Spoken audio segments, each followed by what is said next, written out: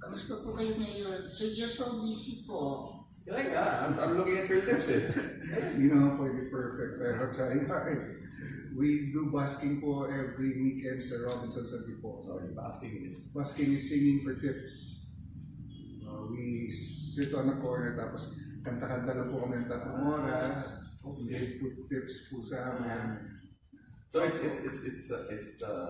something that still interests a lot of people. Oh yeah, opo kasi... Even adults. Even adults kasi po... Adults without kids. Opo. Adults without kids kasi they hear the old songs, natutuwa sila sa mga kanta.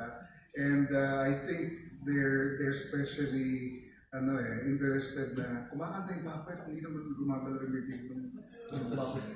I mean, kung magsalita lang daw, mahirap na kumakanta pa. And we try to be nasa tono naman kahit pa paano. Music is minus one. So, ano yan? On demand? So, pwede mag-request? Opo, pwede mag-request as long as it's on the playlist. We sing old songs lang po kasi familiar yung mga tao. Yeah. Kahit ano po, basta old songs po. Ano pong favorite song niya ngayon?